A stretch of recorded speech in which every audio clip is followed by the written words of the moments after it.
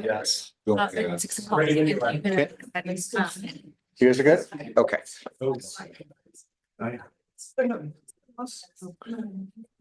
The October 9th Lane Community College Board of Education regular meeting will now be called to order. Celia, will you please call the roll? Yes, Kevin Alltucker, Here. Denise Diamond, Austin Foldnaghi, Here. Lisa Fragola, Steve Mattel, Here. Zach Mulholland, Present. Julie Weisman, here, Sophie Gibson, here. Okay, first up will be the land recognition. Celia, will you please introduce the speaker of the land acknowledgement? Yes, Wendy Simmons, please.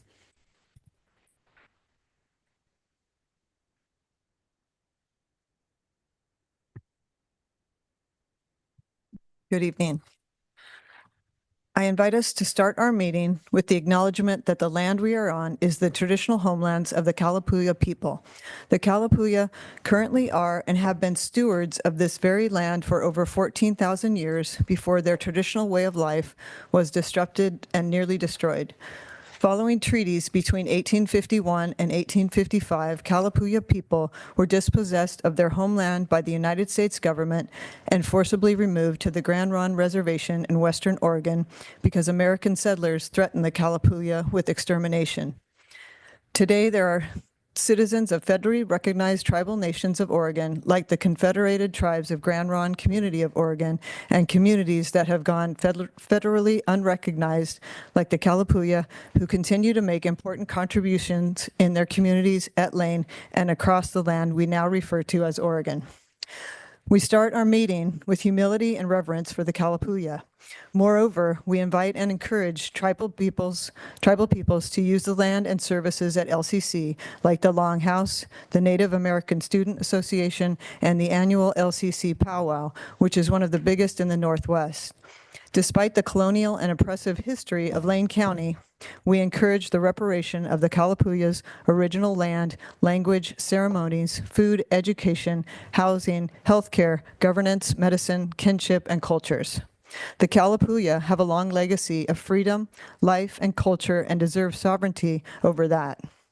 We are committed to inviting space for activities, classes, and programs in American Indian language classes, ethnic studies classes, Native American studies, credit and non-credit classes on Native American culture, activities and events sponsored by the Native American Student Program and the Native American Student Association, and other events keeping with the spirit and purpose of Kalapuya sovereignty. We are committed to staying open to feedback and proposals on making space for all people at Lane Community College. Thanks. Thank you, Wendy. Next is agenda adoption. So we will moving on to the, do any changes need to be made to the agenda? Okay, seeing none, do I have a motion to adopt the October 9th board meeting agenda? I'll move to adopt. And I'll second. Austin as a second. All in favor of adopting the October 9th board agenda, say aye. Aye. Aye. And all opposed, say nay. And it passes unanimously. Okay, next we have responses to information requests. Do we have any questions or comments to the information requests? Okay, and just as an FYI, I submitted some additional questions that we'll hopefully get responses back to related to some of the bond prioritization projects. In addition to the questions that some of them were answered and not answered in today's responses. So next we'll be moving on to public comment. So the board may not respond directly to any issues raised during public comment, but we'll refer those issues to the president for appropriate action. Celia, do we have any public comment? Yes, we have a student, Simangaliso Midliosi, followed by Rachel Knighton and Jennifer Goudreau.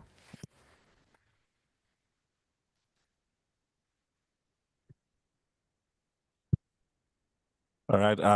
I just wanted to say good evening on behalf of SGA. My name is Simangaliso Midliosi. I'm an SGA representative on campus, here to talk about just the student engagement and student concerns. And this is just a formal introduction. I started in the SGA this year, and I'm just hoping to see how the administrative process goes about in order to hear students' concerns and needs on campus. I'm hoping with one of them either being topics such as mental health, and also the land acknowledgement was also a topic that was recently discussed. And so, yeah, just happy to be here, and thank you.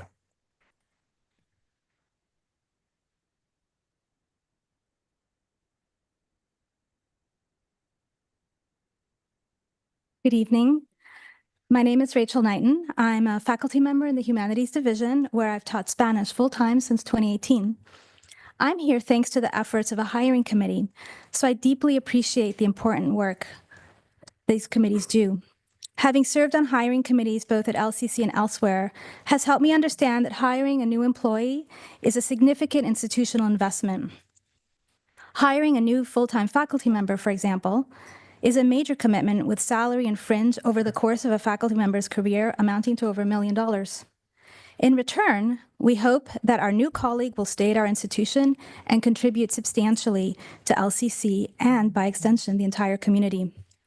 I'm here tonight to share a little about those experiences and to advocate for a search process that is transparent, unbiased, and ethical. I'm going to focus on two aspects of the hiring process: the formation of the search committee and timeliness. Prior to coming to LCC, I worked at a public institution characterized by clear institutional policies that governed all aspects of the hiring process. In contrast, I've observed and experienced that the hiring process at LCC is often opaque and characterized by confusion, ambiguity, and secrecy. At LCC, you may find yourself in a hallway conversation or on a phone call with someone asking you to join a committee. Committee membership is sometimes used as a form of gatekeeping and favoritism, inviting some people in and excluding others, often in ways that are, at best, unrelated to the needs of the search, and at worst, perpetuate the very inequities and toxic patterns of behavior that we're trying to overcome at our college. By contrast, committee membership can be defined with clearly articulated criteria for each member to ensure relevant membership from across the institution, including administrators, classified staff, and faculty. Rather than picking all members of the committee based on ambiguous criteria, a call can go out to all the people who meet the desired criteria. Another aspect of hiring at LCC that I've experienced is that searches are not initiated in a timely manner or lack clear timelines, such as is the case of planned retirements. This leads to disruptions and gaps in services for students and creates workplace inequities as employees scramble to do not only their own job, but also those of the now missing colleagues. I think many people in this room, including administrators, classified staff, and faculty, have direct experience with this. Searches are sometimes initiated, but without clearly communicating timelines or expectations, causing confusion for committee members and leading to avoidable delays in the hiring process. At LCC, we strive to apply the equity lens to our work. Let's put that into practice by forming hiring committees in an unbiased and transparent manner to ensure that members are selected based on their roles at the college rather than personalities, friendships, or feuds. We can also ensure that our hiring process is equitable by having clear timelines and expectations in order to foster a climate of accountability at our college. Thank you. Thank you. Jennifer Goodrow.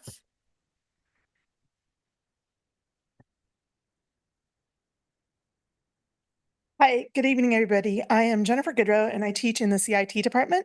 And I'm reading this statement for faculty member Matthew Svoboda, our director of choral activities in the arts division, who cannot be here tonight. He writes, faculty professional development has supported my work at LCC in tangible ways. I would like to share two examples. One is regarding attending conferences. Over the years, with the help of the FPT funding, I've been able to attend various regional and national choir or choral conferences. FPD funding has always helped pay for these experiences, including membership fees, conference fees, travel costs, hotel costs, and per diem for meals. Participating in these conferences keeps me in touch with current trends in my field, helps me make connections with other choral colleagues outside of the Willamette Valley and exposes me to new repertoire and teaching approaches that directly inform the work I do with students as a music instructor and choral director at LCC. For example, while attending these conferences, I learned about new repertoire and choral reading sessions that are geared towards college choirs, and by listening to choirs from around the world perform pieces that I wouldn't otherwise encounter. Many of the pieces that I have programmed for our LCC choirs were pieces that I first encountered at these conferences. Conferences are also include interest sessions on a wide range of topics related to best practices in teaching, covering topics such as how to energize, engage, and empower students as creative decision makers in the rehearsal process, how to work with students who have diverse learning styles, and how to improve student accountability to practice their music in between rehearsals. And two, in regards to paid sabbatical, in spring of 2018, with the help of the FPD funding, I was able to take a paid sabbatical. During that sabbatical, I consulted and collaborated with other artists in Eugene, Portland, and San Francisco. These collaborations resulted in new premieres for dance and choir, which were publicly performed in collaboration with other artists, other LCC faculty, LCC dance students, and Lang Chamber Choir. I've been very grateful for the opportunities as they have helped me become a better instructor and choral director in my work with LCC students. Likewise, I deeply appreciate how FPD support and funding have made these opportunities possible. Matt, thank you. Thank you. Wendy Simmons, Jessica Alvarado, and Peggy Oberstaller.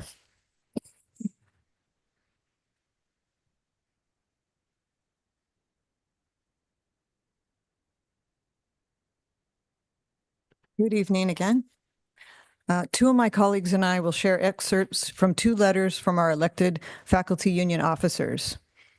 Last year, several unfair labor practice charges were filed by LCCEA due to LCC's retaliation against faculty members of color and faculty union representatives. This is after more than 2 decades without a single unfair labor practice hearing. We were heartened that the LCC's president's goals included improving labor relations. However, we are deeply concerned that the goals do not include the most basic step of working directly and collaboratively with the unions. We are concerned that the action steps will contribute to further deterioration of labor relations. Sadly, our concerns have come to fruition as we saw the steps outlined result in one new unfair labor practice complaint against LCC last month. One new unfair labor practice issue is about LCC's refusal to bargain over impacts of changes to minimum qualifications in ABSE when the college is legally obligated to negotiate. After 4+ months, starting with our request to press the pause button and meet to talk things through, LCC has made no counteroffers or settlement proposals and has rejected outright all proposals from faculty. Over this time, LCC agreed to only one meeting, which included minimal discussion of the issues.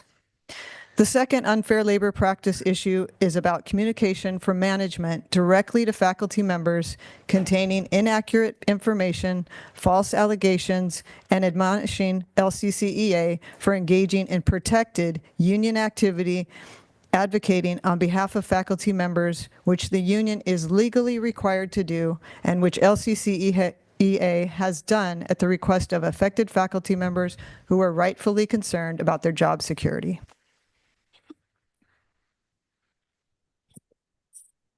Hello. After the past 2 years, we have experienced a marked difference in the management approach, which has led to fewer discussions, far fewer issues resolved at the informal level, and ultimately increased escalation in legal fees that the college must bear. There's been a dramatic increase in LCC spending on outside attorneys. The amount that LCC has paid to attorneys for labor disputes has increased tenfold since fiscal year 21. The data source is information provided directly to LCCEA by LCC administration and HR. Outside attorney costs paid by LCC have increased from less than $20,000 in fiscal year 21 to more than $200,000 in fiscal year 24, for a total of nearly $500,000 in the past 4 years. These are precious taxpayer and student tuition dollars that could be devoted to the college mission rather than legal fees. LCCEA has been the prevailing party on every issue that has gone to a hearing since 2016. Information that is publicly available on the Employment Relations Board site and there's a long URL code that I'm thinking I'm not going to read. This is not a point of pride for us. This is not what faculty want for our campus and our community.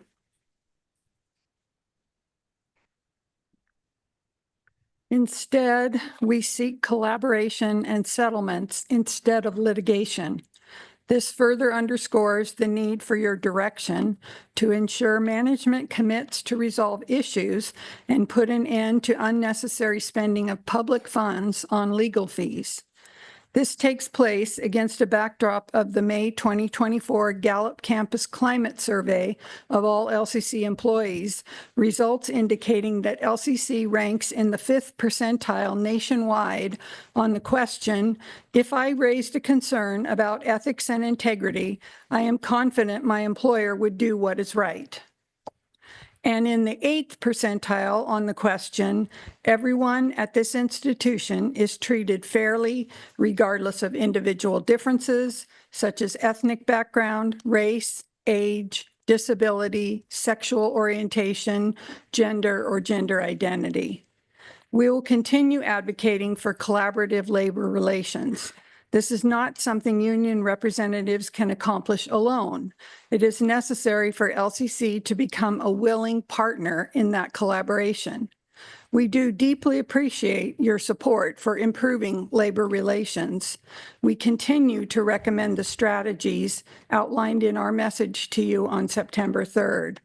We seek your leadership to provide the much-needed direction for LCC to prioritize collaboration, to seek resolution to issues at the lowest level possible, and to actively participate in the steps required to achieve collaborative resolutions. Thank you for your service on the board and to the people of Lane County. Thank you. Eric Kim.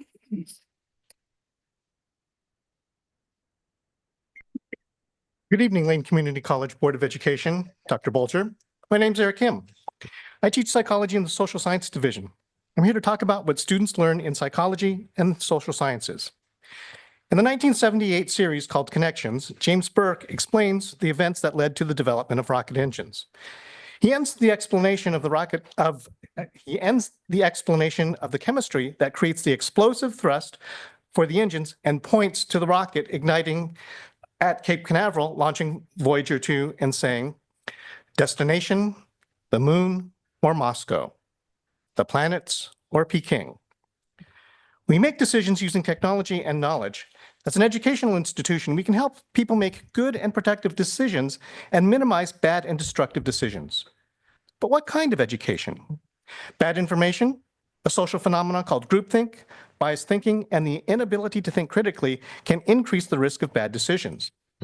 As an educational institution, we provide good information so that people can make better decisions. However, I know potato chips are bad for me, but I still eat them. That doesn't invalidate the information. It just means that we need to think broadly about decision-making. The social environment can influence decision-making. The research on groupthink indicates good decisions are more likely to occur if we encourage different points of view, encourage dissenting opinions, treat dissenters with respect, and consider reasons why we might be wrong. Good decision-making involves learning about uncomfortable topics, whether this is about history, gender, politics, or religion. This education includes recognizing our own biases, thinking critically, and evaluating new information. Doing this is hard, which is why having others do it for us is easy.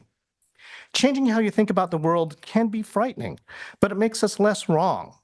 Developing and fostering good social relationships can make us less anxious when changing how we think about ourselves and others.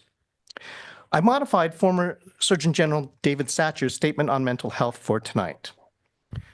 Promoting a quality education for all will require scientific know-how, but even more importantly, a societal resolve that we will make the needed investment. The investment does not call for a massive budget. Rather, it calls for the willingness of each of us to educate ourselves and others about factors that influence our thinking behavior, and emotions, and thus confront the attitudes, fears, and misunderstandings that remain as barriers before us. Such an education can help people make good decisions and create a more productive society. Thank you. Okay, that is the end of the public comment period. Next is the president's report. Yes, thank you. And good evening, everyone. The start of Lane's second term of this academic year has already set a tone for what promises to be a year full of collaboration and growth. It's also the college's 60th anniversary. I begin my report this month by extending my heartfelt thanks to the Board of Education. Your continued support and dedication to LCC's mission has enabled us to stay focused on our goals, even in times of challenge and transformation. With the start of the fall term on September 30th, the campus has been buzzing with energy and excitement as we welcome students for what is traditionally our largest and most impactful term of the year. Student Government Association President Sophie Gibson and I had a rewarding experience flipping a few hundred pancakes for students at the main campus at the start of a series of welcome events across the main campus and centers. Events like these, where students and staff connect directly, are a reminder of the strong sense of community that is a distinctive experience at Lane. Following this, I had the privilege of presenting a State of the College at the fall in-service to our employees, who heard updates on the college's three major priorities: fiscal condition, enrollment growth, and institutional climate, formerly referred to as institutional culture. And here are some key takeaways from that presentation. The college is operating with a total budget of $305 million, including $108 million in the general fund. To maintain the quality of education and services we provide, we implemented a $6 per credit hour increase in student tuition. While state funding has remained flat from fiscal year 24 to fiscal year 25, the state introduced a new funding model that emphasizes metrics tied to student success and student support, which aligns with our strategic goals. I was pleased to report 8 consecutive quarters of enrollment gains, a clear indicator of forward momentum. While challenges remain, our trajectory is moving in the right direction, thanks to the dedication of our faculty, classified professionals, managers, LCC Foundation, and community, who have rallied to support our students and ensure that Lane remains a destination of opportunity. Perhaps one of the most exciting developments of the morning was the adoption of our Respectful Campus Statement, crafted by a cross-institutional work group with input from 70 members of our campus community. This statement reflects Lane's commitment to fostering a welcoming, inclusive, safe, and equitable, or WISE, environment. Rather than a simple statement, it's a reflection of our deepest commitment to fostering a campus where every individual feels valued, safe, and heard. The college will focus on enhancing employee engagement and fostering an organizational climate where everyone has psychological safety and feels valued. There was also support for developing a comprehensive student success roadmap to ensure that every student experiences growth and achievement toward their goals and has the opportunity to return to the college throughout their lifetime of a career. So this academic year is a pivotal point for Lane, and I could not be more excited about continuing to shape the future of Lane together. I remain deeply proud and inspired by the work we are doing. Together, we are poised to make significant strides in student success, innovation, and community collaboration. Our shared commitment to Lane's mission and values will ensure that our students thrive, our employees are engaged, and our community remains strong. And that's my report. Thank you, President Bulger. We will be moving on to the Student Government Association report. Sophie, will you please provide the report? Yeah, thank you. And Dr. Bulger, I really couldn't have said that better about the pancakes. But yeah, so this was a very successful welcome week. I've actually heard from a couple of different staff members that it's been one of the most successful welcome weeks that they've seen in a couple of years, if not from the college. So I was really proud of student government and my team for setting that up and being able to do that with the college. So yeah, when we served pancakes on Tuesday, I met so many students from different degrees, and specifically Dr. Bolger and I spoke with a lot of students in the music degree, in the field of music, which is really heartwarming because I don't get over to the Blue Door Theater very often. So it was really nice to see how many students are pursuing that here. We also got to meet with a lot of the soccer players who needed those extra calories in their pancakes. So meeting all of these people during Monday and Tuesday when we were serving pancakes also led to an increase in our petting zoo that we had on Thursday, which was a really great buzz. I heard it around the hallways all for the past 2 weeks, students talking about how they loved that. The school, the nursery where people bring their children to get watched, like daycare, even brought the little ones over there. And so it was really heartwarming to see them with little baby goats. Yeah, and at these events, we were also able to promote Resource Fair, which just happened. And it was, I don't know if you guys were able to stop in and see Resource Fair, but it was a huge success thanks to the welcoming committee and also CAR, people from Title IX and other groups that helped put that together. I think it was a really big success for all of us to come together and be able to show students what our fees do and also all of the wonderful things that LCC offers that other community colleges don't offer. And then with that being said, we also did window painting, and I was really excited about that. We didn't have enough windows for how many students wanted to engage with that. Student government did a lot of tabling as well, and we asked students, how they were feeling about Welcome Week, and they were very excited to be able to leave their own mark on campus and feel like they belong here. So overall, yeah, we felt that students felt really engaged, and they told me that they felt a sense of friendship. On my way home from school last week, a girl stopped, saw my student government shirt, and asked me if I could give her a ride home to Titan Court because she had missed her bus. And I think that's the kind of environment that we're trying to foster here at LCC. And when we do things like this at Welcome Week, when student government engages with the college, we're able to make friends with the other students and let them know that we're here for them. And with that being said, we also did a survey where we got over 150 students to reply. And two of the main points on the survey was that people want more events, social, educational, and resource events. And they also asked student government to be better advocates for them and their issues and their struggles at this college. So that outlines some main goals that me and our student government team are really going to try to take headway on this year. And with that being said, because of the year that it is and what's coming up, we've been doing voter registration. And that's been really exciting.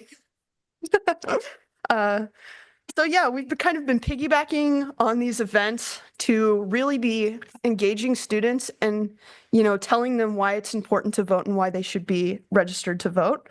And so, yeah, I also want to say that we in student government are really, really appreciative and extremely grateful for the people over in facilities. We would not have been able to do any of this without the hardworking people that are over there in, was that Building 7? Overall, the success is mainly due to student government collaborating with the college and the Welcome Week committee and actually coming together to do something bigger than just being individual associations. We came to be one big team.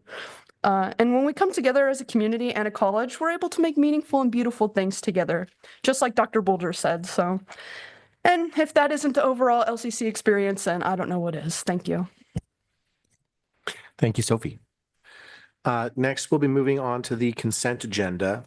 I'm going to have one recommended change to make, but are there any other changes to be made to the consent agenda? I just have a question. Yes. Just for process, so I understand. I have to assume that you and the vice chair review the consent items Yes. and compare it to budget and all that stuff. So do I make those assumptions or do I have to pull it and then ask those questions? Probably poll and then ask the question. Okay, all right. Then the finance services. Okay, finance services, and I would like to pull the board calendar update for a small change. So if we could have a motion to approve the consent agenda, absent items C and E. I so moved. One second. Any discussion? Okay, and all in favor, say aye. Aye. Aye. Aye. All opposed, say nay. And any abstentions? And it passes unanimously. So I'll let you go first and then I'll ask my questions. Well, it's just simple. It's a budgetary question, I just have to make an assumption that when things come to the consent agenda, that the chair and the vice chair have met with the staff or have reviewed the documents, have compared them to budget, make sure that it all's there, and then passes it to consent. Otherwise, it would be on a discussion item or an Yes. action item. That's accurate. Kevin, do you want to speak? Just to add, that often staff will present the information to the full board in a previous meeting, Okay. All right. in a work session. Oh, okay, good. And then it comes to us in a regular board meeting as a consent agenda item. Great. Because I would have just asked normal questions that chances are you guys asked. And I didn't want to take up time to do that. All right. That was it. Okay, so we'll take a motion for item E. I'll move to approve. Second. Second. Thank you. And all in favor, say aye. Aye. Aye. All opposed, nay. And any abstentions? And E passes unanimously. So then on the board calendar update, so in January, we were going to add a retreat on the 25th on a Saturday during the day. But that would mean that we would probably not have the work session on the Wednesday prior on the 22nd. But our calendar currently shows both. So I wanted to remove the work session if that is acceptable to everyone, so that we just have the public meeting at the beginning of the month and then the retreat on the 25th, and we would not have a work session in January. Is that acceptable to folks? Seeing mostly nods. So go ahead, Steve. Yeah, I just wanted to reiterate a request that I make more or less annually, and that is to, preserve our weekends for ourselves, for staff as well, and not do board work or LCC work on weekends whenever possible. In this case, where we are eliminating a work session, I guess I would like to at least explore the possibility of having the retreat at that time. Those work sessions often run 3 or 4 hours, and I guess I'd like to know why we, or not. Let me phrase it positively. Can we simply, do the retreat work during that 3 to 4 hour session that we're no longer having? Yeah, I think the hope was to be able to do, have a day to do a deeper dive on some things that we might not be able to get to in a, 2 to 3 hour board meeting in the evening. And, it would basically be twice a year that we would have this Saturday retreat. Does anybody else have comments or thoughts on this? Kevin? Yeah, I would agree with what you just said, Zach, that the Saturday retreat would give us an opportunity to get into things more deeply than we might be able to with a 3 hour time slot. That said, I appreciate Steve's sentiments about preserving weekends whenever possible. Julie or Austin, do you have any stance on this at this moment in time? Okay. Let's go ahead and just approve the agenda as it currently is, and then let's loop back at our next meeting, agenda setting meeting, and decide which one we're going to keep. And we can follow up with our other 2 board members that aren't here to see if they have a stance on that particular question. Yeah, I think we should just approve it as it currently exists with both dates, and then in a month we'll remove one of those 2 dates once we can clarify. Okay, with that, I make that motion. Okay, is there a second? Approve the calendar. Thank you. And all in favor, say aye. Aye. Aye. And all opposed, nay. And any abstentions? And it passes unanimously. So with that, we currently have both the 22nd and the 25th on our calendar, but we will remove one of those dates within a month. We'll get that dialed in for which one of those we'll keep. Okay, moving on to discussion items. First item is the 2024 audit communication. And Kara Flath. Yes, I can introduce this also. Thank you so much, Chair. So the board may recall that we have engaged a new auditor.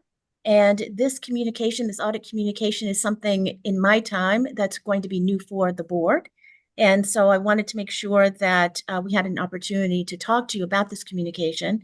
There's a document in the board packet, and I'll turn it over now to Kara Flack, VP for Finance and Operations, to explain what this document is. Kara? Hi. Generally speaking, this is going to be normal correspondence you're going to see from auditors. They really like communication at the beginning of an audit, let you know the scope of what they're looking at.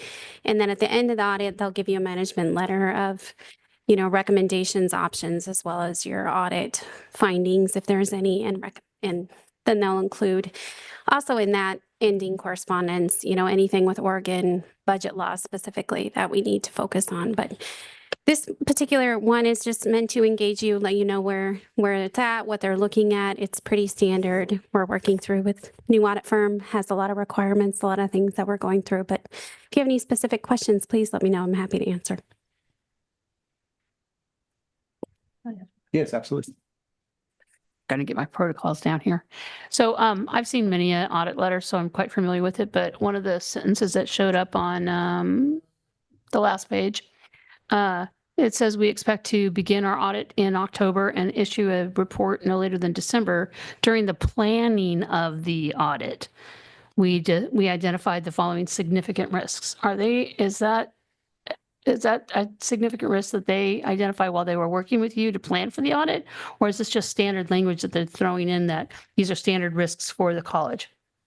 The second, because we hadn't started engaging in those. So these are already areas that they have deemed as high risk before they even get started. Yeah, it's my experience in working with accountants. They like to put in some language in there that sounds like it's really alarming when it's not. So I just wanted to double check. It can sound very dramatic. Yes. Austin? Can you go a little bit more into the schedule of proportionate share of net pension liability, which also sounds not alarming, but it sounds really fancy. But I'm a little curious about what that process in the audit is going to look like. That particular list is going to be what is required in all of our financial statements. And those are the schedules in the financial statements. So we're moving to a new audit firm. The previous audit firm had prepared financial statements for the college as well as completed the audit. That's not always customary. So as we move to a new audit firm, we have a different firm that we are engaging to prepare financial statements. So we're working through the new preparation of financial statements. But what that essentially is saying, we don't have that schedule prepared yet. So I can't tell you what it's going to look like until we're finished with that preparation.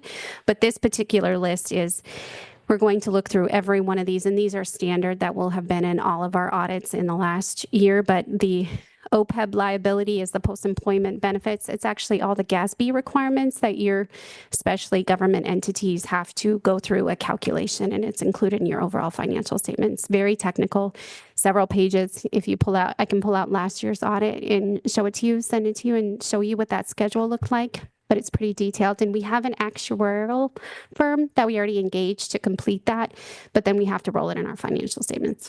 Absolutely. What does that include, the bond that we did for our PERS liability?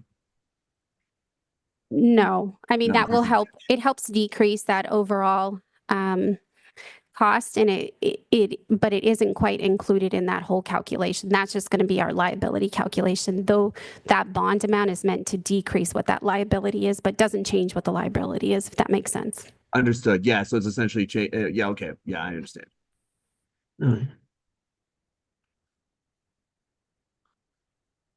Okay, any other comments or questions from board members? Okay, seeing none, thank you for your time. Next up is finalizing remaining bond projects. President Bulger, will you please introduce the speakers? Absolutely. So the board may recall that we looked at the prioritization of the bond projects, and the board approved one of the projects to move forward. I believe it was Building 12. And we are tonight bringing that same list and with an update regarding the same bond projects. And so I'm going to turn it over to Kara and also to Jennifer Hayward. to talk about this project. And I think we have a slide deck with this one too. Oh, thank you. And thank you for your patience. I had hoped to have this last month. I needed a little more time to really absorb all the packages, everything that we have in there. I'm going to ask Jennifer to come up and present this. Her team has done a fabulous job working on this, and she'll have some options in there that we're hoping to get some clarification from today as we continue to work through this prioritization projects. All of them, they require a capital up front to do the design and implementation to bring you all the plans and the costs. So as we continue to work through those, we want to make sure that we're spending our resources where you're seeing those priorities. So I'll welcome Jennifer up and appreciate all her work.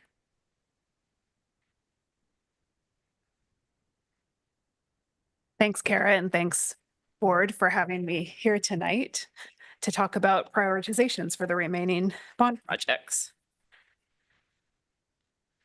This is going to be a short presentation. I only have 5 slides. My first slide here, I'm just going to go over the information that I provided, review the information in the board documents. There's a background document which mostly details the changes between the May 2024 bond project presentation and this bond plan in October 2024. There aren't a lot of changes, but it goes into a lot of detail about what those changes are.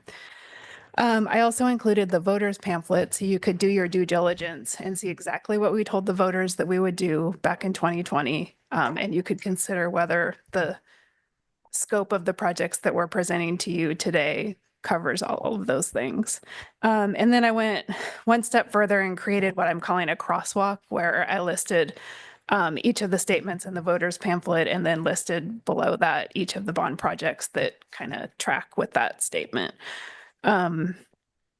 There's also a copy of the bond plan that was presented in May 2024, along with kind of red circles around each of the 2 projects that the board has already approved. So we moved those out of the proposed column into the in process column, and those 2 projects were additional funding for the science building project was approved by the board in May 2024, and the building 12 demolition project was approved by the board in July 2024. So that spreadsheet just shows those 2 things. And then finally, what we're here to discuss today, the current bond plan. Drum roll, please. Next slide. So this is just a screenshot of the proposed projects that we have to present tonight, where we'd like to discuss final approval for the prioritization shown here. I'm not going to go into a ton of detail on most of these projects because we've talked about them before, but a couple changes in the priorities that you'll see. We moved cybersecurity lab and the mobile manufacturing lab up to higher priorities. You know, I feel like we heard loud and clear from the board last time that those were high priorities to you because they were specifically stated in the voters pamphlet. And we need to absolutely make sure those happen. So we increase those in priorities. And the rest of the priorities are basically there because they're in the order in which things need to happen.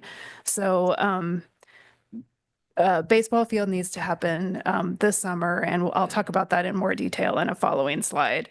And the reason why public safety needs to be number 5 after that, discuss in the next slide too. So I would love it tonight if you would make a motion to approve the priorities presented in this plan. I understand that that this is a first read of this new version of the plan, and that you likely will want to have this be the first read and then make a motion to vote on approving the priorities at the next meeting. So my backup ask is that you approve staff continue working on planning and design for the projects listed while the board continues those deliberations. I,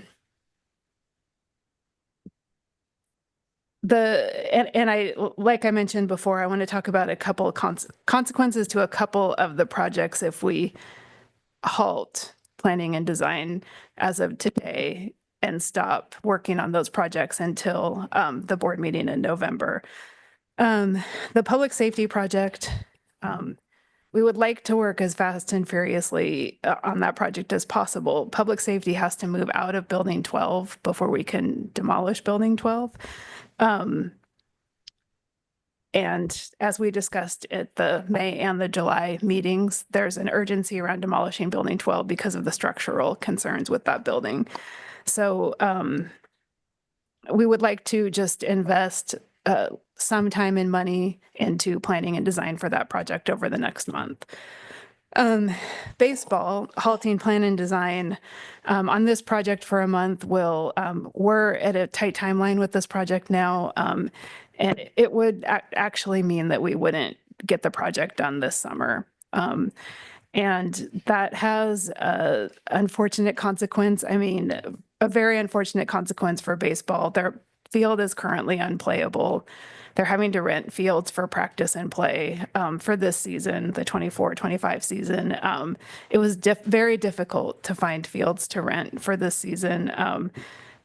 Possibly impossible to find fields to rent for the 25-26 season. So putting off this project and making them figure out ways to rent fields for 2 more seasons, we just might end up losing baseball, I fear, which also means losing a women's sport too because of Title IX rules. So I'm just asking you in particular to not halt work on those 2 projects until next month. You know, obviously you won't be approving contracts on them, but we'll just continue with our planning and design work over the next month is what I'm hoping. Next slide. So I'm going into a little bit more detail on the baseball project because board members, Chair Mulholland in particular, submitted quite a few questions about the baseball project with the information request. So I wanted to present the specific timelines. We are currently designing the project to be a synthetic turf field. We believe it's the right choice for Lane's players for a few reasons. Grass needs rest. You can't play on it as much as you want. Synthetic field you can play on an unlimited amount, and LCC's players would be able to play on it, practice on it as much as they want, whereas they wouldn't be able to with the grass field. A synthetic field will also reduce the number of rain delays that we'll have, game cancellations due to rain, because a synthetic field you can play on very shortly after a pretty big rain event, whereas a grass field you have to wait quite a long time for it to dry enough to play on. We also, the other issue for us with a natural grass field is that we really don't have the staff FTE or the materials and supplies budget to properly maintain a grass field. And with the installation of a new grass field, we would have to shift funding from other things in order to ensure proper maintenance of it. And those are difficult decisions to make. So this is my last slide, and I just wanted to say that it's my opinion that the synthetic turf is the best option for LCC's baseball team, and it's also the opinion that's shared by LCC's baseball coach, who's here tonight, Josh Blunt, and also by our design team, Cameron McCarthy, who's also here tonight, and who a representative from Cameron McCarthy is here tonight, and they have a lot of experience with designing baseball fields in the Pacific Northwest. So wanted to keep my presentation short. I know there will be a lot of discussion and questions. So thank you for listening. I've got Austin and then Kevin. Excellent. So obviously this is a discussion item, so we're not making a motion necessarily here today or anything like that, but this is an opportunity for board members to give guidance to the chair, the vice chair, the president, and staff. In my personal opinion, I am not interested in halting the process as of right now. I am interested in staff continuing to do their work in the planning process of these projects. And that is my personal opinion on these matters. I'm also curious because I just found out some information today about capital projects and state funding. in our last OCCA meeting. And I'm curious if we have some additional information about capital project funding from the state and how that could be effective in areas such as security, moving the security. Well, I apologize. I had the description here, but what's that? Oh, I'm sorry, Austin. I don't know if there was someone in the room who was going to say something, but I was in the same meeting that you were in, and I just wanted to say that is sort of late breaking news. It was late breaking news, I think, for both of us. And so we are still investigating that, and I'll be talking with the team about that, investigating what might be possible going through the process if there is an opportunity for us to do that. Absolutely. Yeah, because I think one of the concerns with all these is the cost. So obviously emergency funding from the state would be helpful in that. That being said, like I said, I'm not interested in halting the planning process of these projects. And so just to state, my intention coming into this meeting was that we would have discussion this month and then vote on motion number 1 next month after we had had time for processing. And so in my mind, we wouldn't need to vote tonight to stop anything. The processes would continue until 1 month from now when we would have a chance to vote, was my intention. Go ahead, Kevin. I have a question. With the possibility of a synthetic turf baseball facility, are there opportunities to rent this space out to other teams who are looking for places to practice and play? Yeah. Yep. There would be. And just to add some context, we had some discussions today with potential people who would be interested in helping us expand baseball. And the hinging point for them would be, it would have to be turf because the area, according to them, and I haven't been all around Springfield, Eugene, so I can't confirm or deny, is that there is not turf fields available for people to play, and they are looking for that. So they believe it could be a great community hub for fundraising and doing some expansion efforts, and that's very early on, but they're only interested if it is turf. So I would echo that. I think that would be very important for us to continue to grow that. And I just, there's a reason why synthetic turf fields are popular and useful here in this area because of our wet fall, winter, and spring, right? And mud, yeah. If I could add as well, we've been in talks with Bushnell and Springfield and 4J and Sheldon and other schools, and there is such a demand for baseball time for practice and play and tournaments that I definitely see that we would be able to utilize the field for the community for sure. Yeah. I think it's important for the board to signal to staff to keep going on these projects. However, if we don't approve the prioritization list this evening, I think it would be difficult for staff to know how to proceed because the board could make a decision in a month that would effectively kill a project or a group of projects. So any effort or money spent would be wasted. So I'm concerned about that. And I'm prepared to make an unusual motion on this discussion item. And I don't know if it's a combination of your proposed motions 1 or 2, but my motion would be that the board approve the prioritization list as presented. And I can speak to the motion if it receives a second. I'll second. Well, point of order.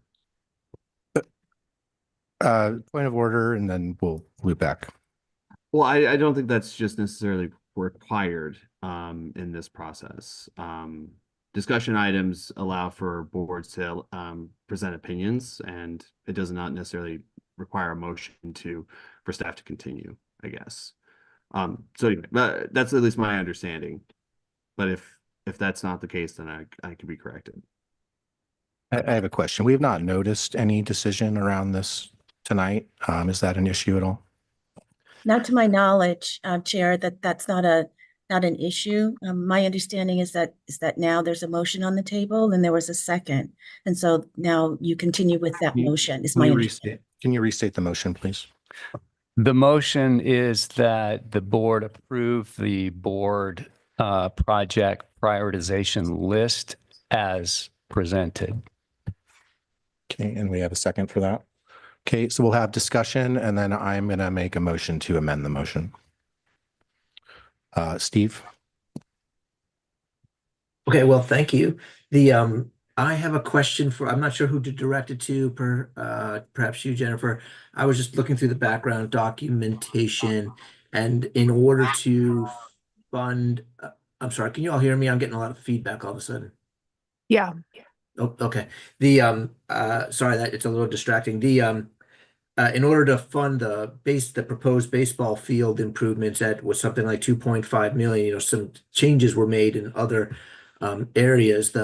And I want to say out front that I trust staff's judgment. Nonetheless, I just wanted some additional information about one item, which was to basically reduce funding for some of the public safety and security improvements. And so, the documentation said or suggested that we could manage that. But I guess I'd just like to hear a little bit more as to what those reductions are and how we might backfill that over time. Yeah, I'll talk about the additional safety and security projects first before I talk about public safety. So one of them that was reduced somewhat was the classroom security and access control upgrade.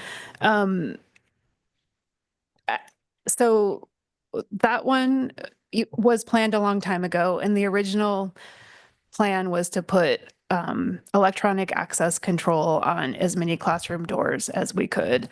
After we had the lockdown incident in February of 2023, that project became more urgent for the college.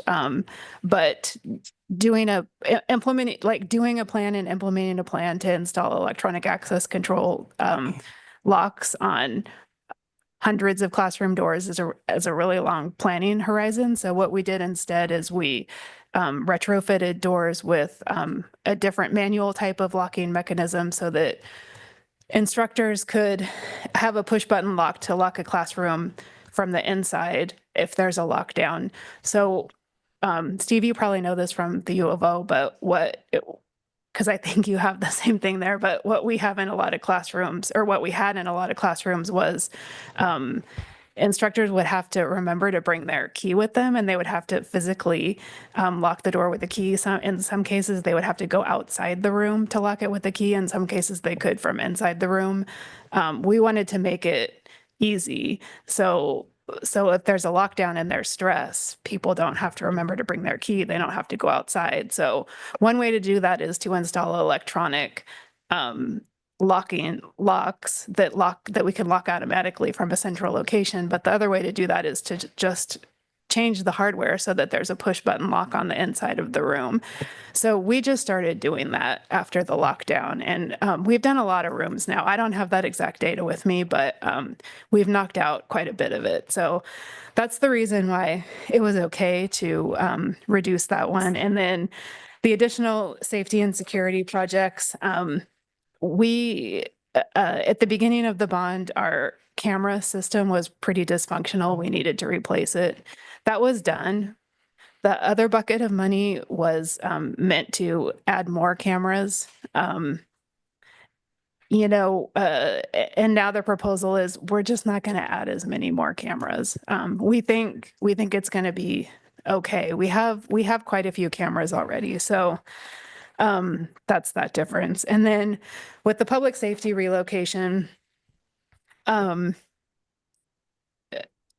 Tom and I talked about this, and we agree we're going to try to scrimp and save and find, a $10,000 savings with this project here and there, and try to get that budget back up actually later on.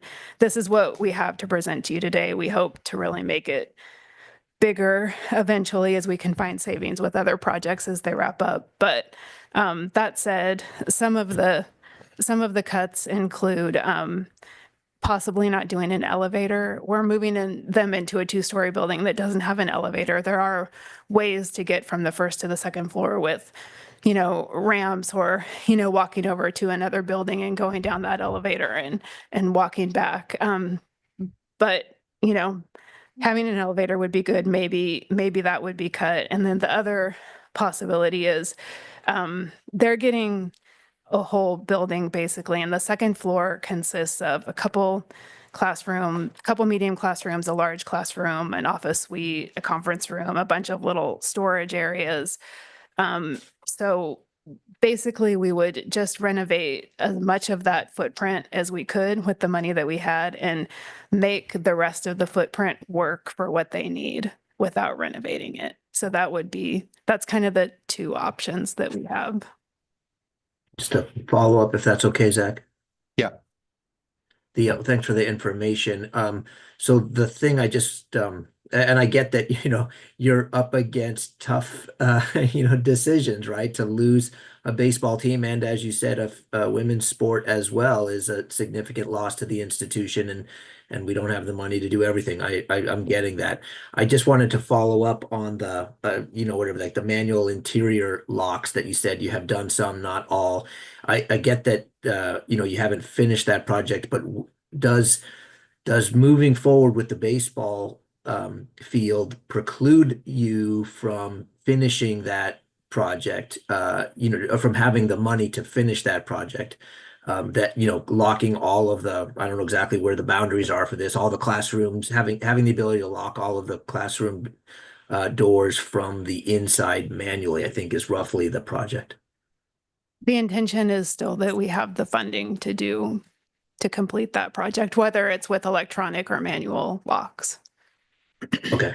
So, Yeah. So thank you for that. Knowing that particular safety security measure is still being carried out, I want to support the staff's presentation or staff proposal to continue to move forward with this. So thanks for that information. The last thing I'll just say, since I still have the floor for just a second, is that I'm also I'd be remiss, right, as a sustainability director at the neighboring institution to, not also be concerned about, the grass versus turf. And of course, Jennifer and I have talked about this in the past, which is why I didn't ask specific questions this time. I think there is value to the community as well as to the board to have some kind of, write-up that talks that is framed around the ways in which this particular turf field as proposed mitigates against some of the environmental concerns that turf fields in the past have had. They have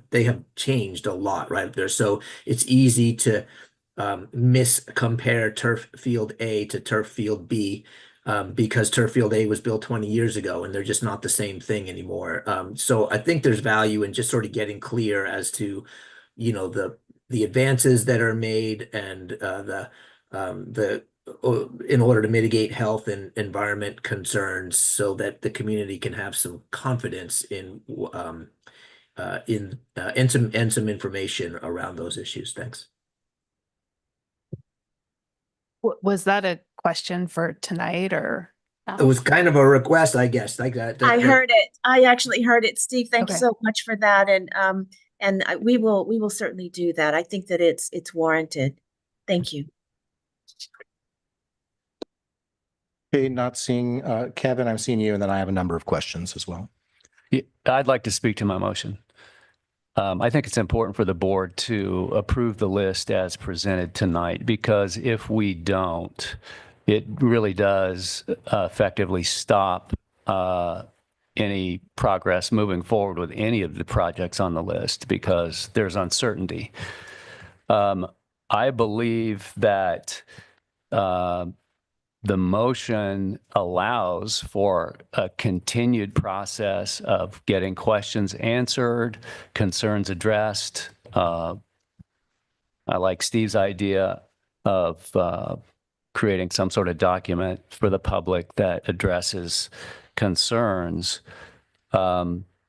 So I believe that those sorts of activities can continue while we have approved the list. If we don't approve the list, I don't see how those processes can continue effectively. There's so much work that goes into any sort of construction project leading up to the actual construction. Resource allocation, strategic planning of resources, construction documents, construction bids, requests for proposal. There's hundreds of hours of work that has to happen. And my motion is based on the assumption that if we don't approve the list tonight, that many of those activities will stop. Okay, what is the effect of stopping those activities? We've heard some concerns from staff tonight, but also what we haven't heard is, if we address as a board these issues in November, then we're bumping up against the traditional time of year where things slow down. So very soon it's Thanksgiving. Very soon it's the winter holidays. Very soon it's the new year. And so instead of perhaps a 30-day delay, it becomes something longer, which then would have additional negative impacts on construction schedules. So I think it's important that the board approve the list tonight. Austin? Oh, Chair, you can go ahead with your questions if you'd Yeah, like. I have a number of questions regarding the presented priorities as well as just a process question. How many votes does it take to pass a motion tonight? Is it 4 or is it 3? Is it a quorum of the board or is it a quorum of who's present? 3. Okay. Can we clarify that? I'd heard differently. I'm sorry, I did not hear at all. Celia, are you Because I know responding? we don't have 2 of our members tonight, so I'm feeling a little weird if we get 2 of members that are against this that then get overwhelmed because they weren't able to attend tonight. It's a quorum of the board members present, so it's 3. All right. So first, I'm very concerned we don't have 2 board members present tonight, and effectively they're going to get steamrolled if they don't agree with whatever opinion gets moved forward tonight by this board. So I'm extremely hesitant to just say, yeah, let's just go ahead with the whole thing. I could move forward with motion B because I feel like that is what I was asking for, which is a little bit more time for my questions to get answered in writing, ideally, and for the board to be able to process those questions. So I've submitted questions around what specifically was included to be funded under IT infrastructure, under cybersecurity, under security. How was major infrastructure funding reduced in order to pay for some of these things? I would like very specific lists of what we would have funded at the higher amounts and what we would be continuing to fund at the lower amounts. And I don't think that's going to be available today. And I would like the full board to be able to review specifically what was going to be included in the safety measures and what is not going to be included now, because safety was one of our top things that we said we were going to do in the bond. And if we are significantly reducing that by $2 million in order to pay for a baseball field, like that's a major decision, and we should have a full understanding of exactly what's being changed between what was previously proposed and what's proposed now. When might it be possible to get in writing what the difference is between what was proposed and what we're seeing now? The $2 million are, you're getting those from priorities 5 and 6, the public safety relocation and the safety and security And projects. so any item that was reduced, I would like to know specifically what was in before and how that list has been reduced now to meet the new amount. So Okay. for example, if we reduce something from 3 million to 2 million, I want a Mhm. list of this is what we would have funded at 3 million. And this is what we're going to fund at 2 million. So that I can have a solid understanding of what safety mechanism measures we're giving up in order to fund this other priority. So that's my initial questions on safety measures. And then I'll stop for a moment and I'll let Austin jump in and others jump in, and then I'll have some questions related to turf. I am prepared to talk about that, but obviously not prepared to put that in writing. So sounds like, I feel like it needs time for people to see it and actually spend time thinking about what the specific changes are. Austin? Yeah, so I understand the spirit of this motion, and to a certain degree, I agree with certain aspects of it, but I do not necessarily feel like we need to make a decision here tonight to have the staff move forward on things. Yeah, so overall, I will vote in speaking to the motion. I'm going to personally vote no on this motion. I actually would prefer if we just continue this as a discussion as opposed to an action item. Because again, there's also additional information I need as a board member, such as, is there going to be additional state funding coming in for capital projects and stuff like that? That is information I need to know before making a decision on several different aspects of these projects. I'll also just say right now, I support the baseball field and I support this opportunity it gives to our student athletes. And because they came to our board meeting and asked us to do this, and I appreciate them coming and being a part of this board process. So yeah, so that being said, I appreciate the spirit of this motion, but at the same time, though, I don't think it's necessary, and I need more information before I can move forward on other aspects of this proposal. Sophie? So I really love the idea of the baseball field and I do support it, but I see that there were administration responses and questions, and a lot of them are very concerning, especially surrounding the turf aspect. And obviously I'm no expert about that stuff, but being in the location that we are and the institute that we are, we take a lot of accountability for respecting the environment and the land that we're on. And so I think that it would be really beneficial to get some of the questions answered, especially on the lines of like plastic, because it is a huge hot topic in our community about, being engaged with helping the environment. And although having proper grass might be more expensive, there's no amount of money that will fix a detriment to our environment. So I think that that's something really important to think about. So thank you. So the numbers that I've seen on this suggest that natural gas is actually cheaper or at worst, effectively an equal cost to synthetic turf. Is that accurate? Yes. Yeah. Thank you.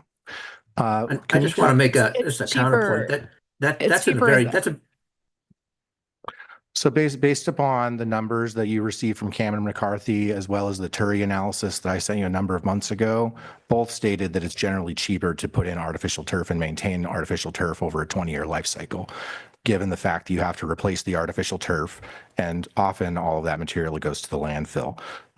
How many pounds of plastic is expected to be installed as part of this project? I have that information here.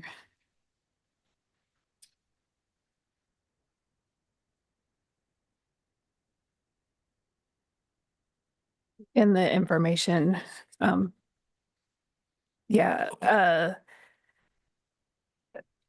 35,000 pounds. Okay. So tire rubber has recently been associated with salmon death. That 6-PPD, a tire additive, has been left as residue on roads. And then when it rains, that runoff goes into streams and has been associated with salmon die-off. How many pounds of rubber tire material is planned for this project?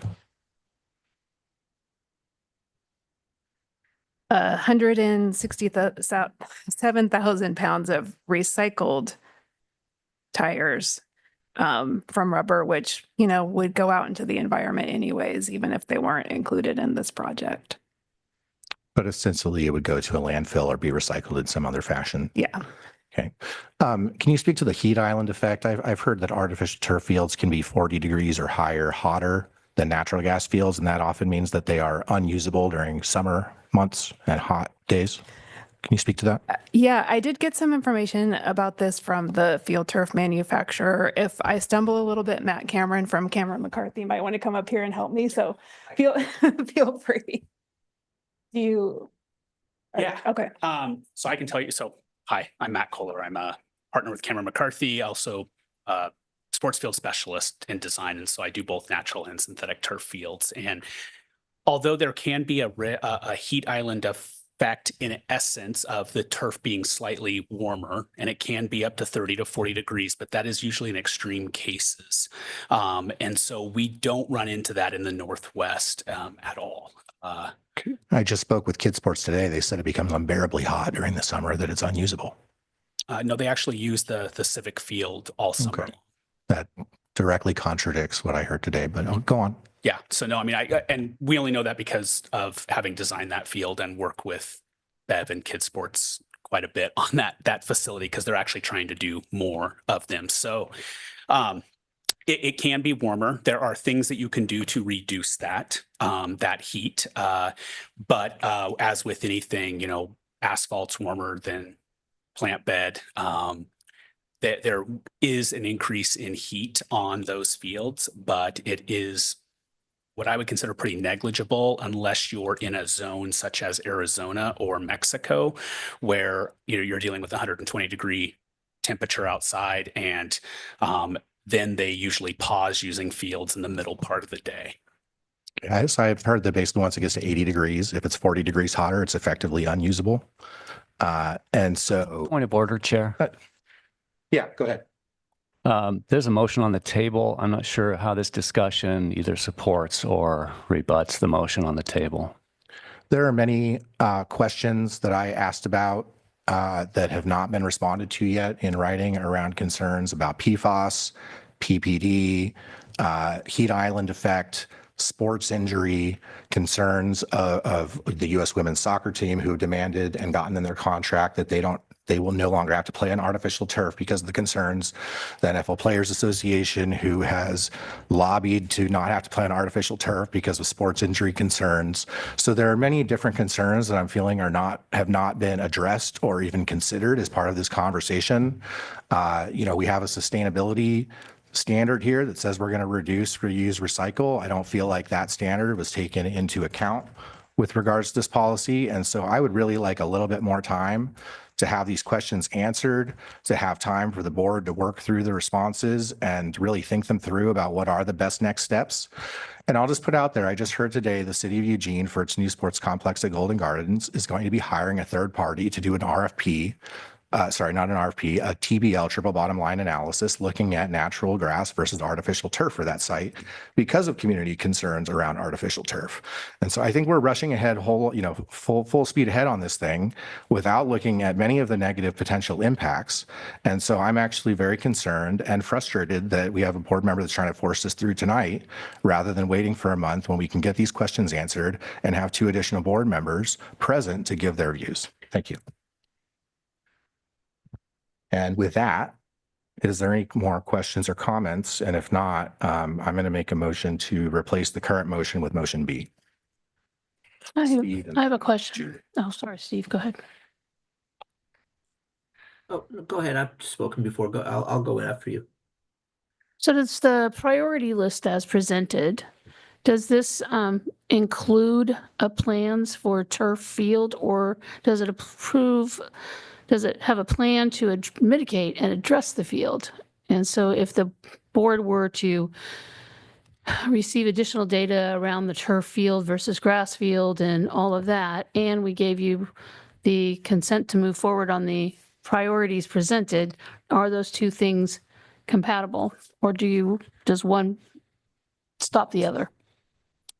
If I'm understanding your question, well, I may have misunderstood your question, so I'll answer it and then you can tell me if I got it wrong. But I think if motion 2 passes tonight rather than motion 1, we will be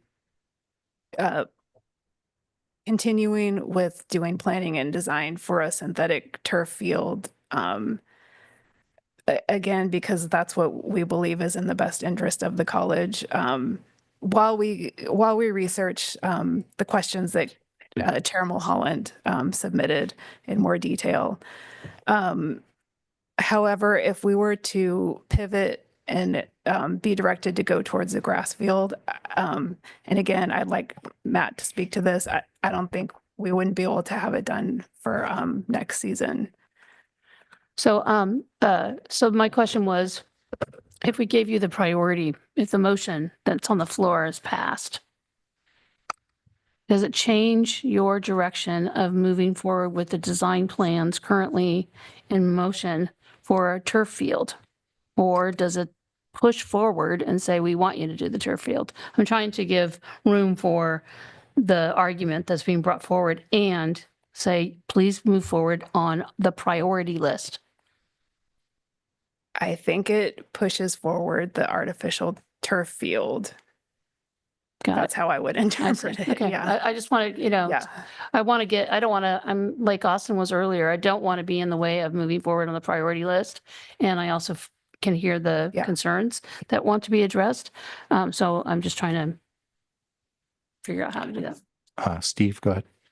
Yeah, my questions were similar. I think the motion on the floor is roughly correlates to, the recommended option 1, right? And I think, right? And so my question is the same. If we were to, and maybe this is about what you were about to do, Zach, was to, essentially amend it to option 2, continue planning, but no formal decision made. I just wanted to hear from staff whether that feels sort of adequate, in order to continue on a timeline, delay decision, but continue with timeline. Yeah. Yes. Thank you.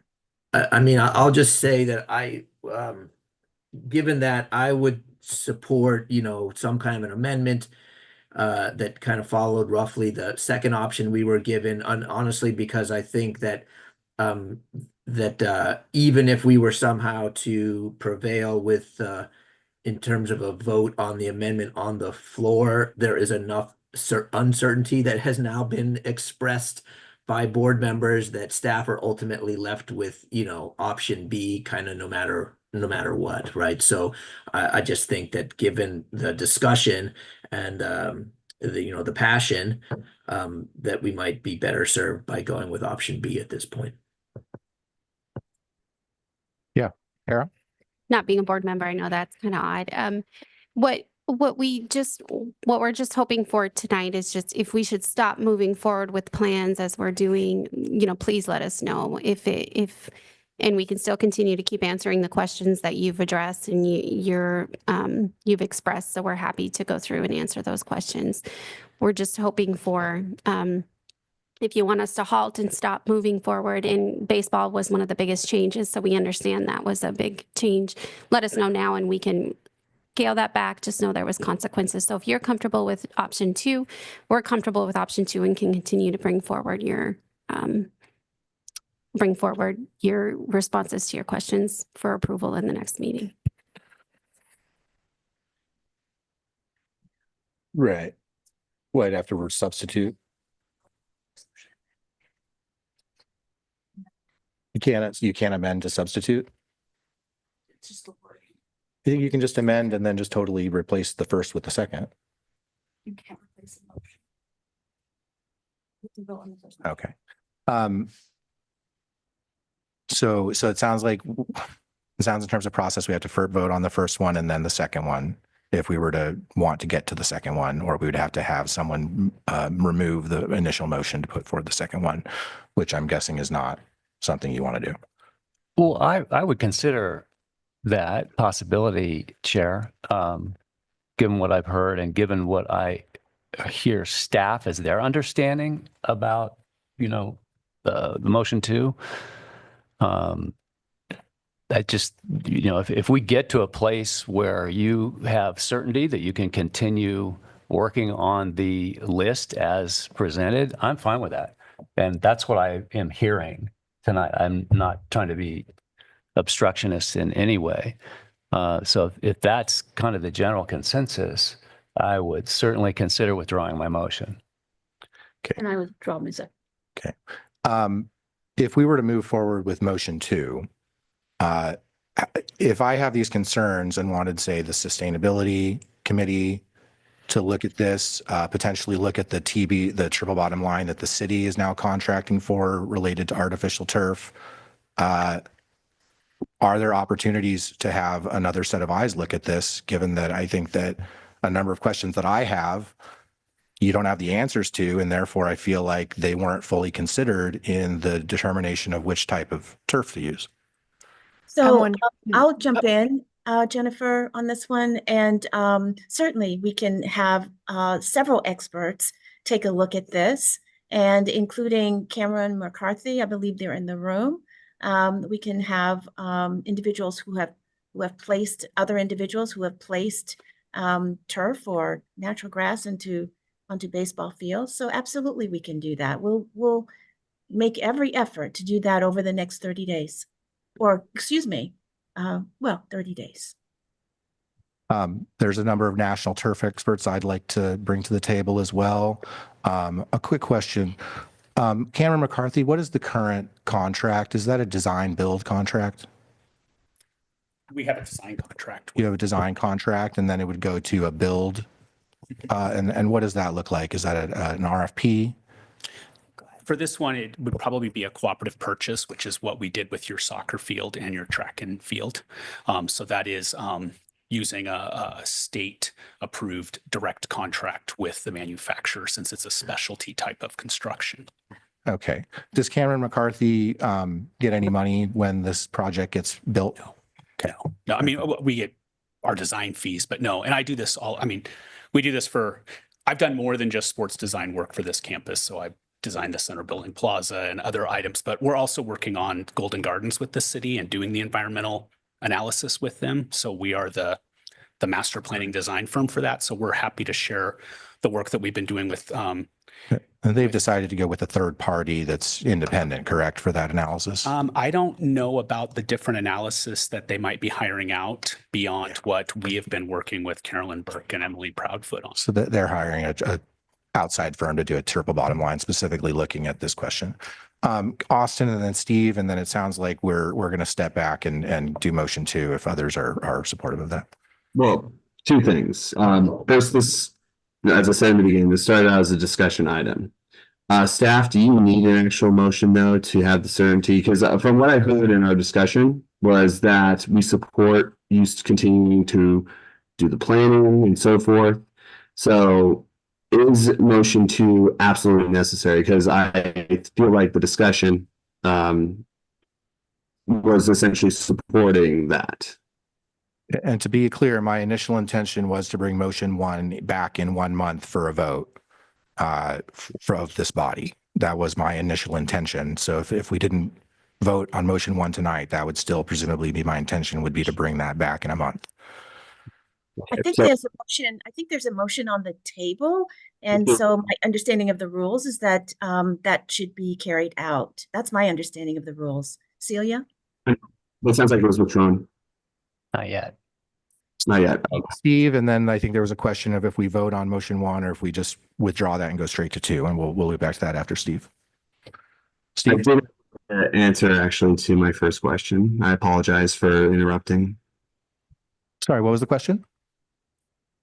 My question was, do we actually need a motion for the staff to have confidence to move forward with the planning? If the fact that every board member said, we support you continuing with the planning process. Kara? Yeah, the only clarification we're hoping for is that since we are expelling funds to put towards this designing phase of these projects, that we have some formal commitment that, hey, we want you to continue doing that. So if for some reason something were to change between now and the next month, that we were still approved to spend the money that we have already started to expel, and we'll just keep on the same project. So that was the only concern with having motion 2. That was.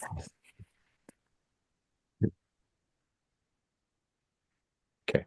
Kevin, go ahead. I'm willing to withdraw my motion as stated. I'll withdraw my second as stated.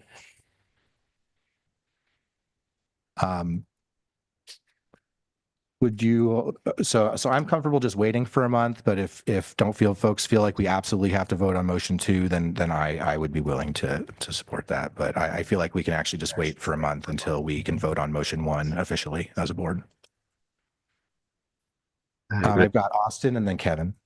Just that I agree. That we and every one of the board members here present essentially communicated, hey, continue to move forward.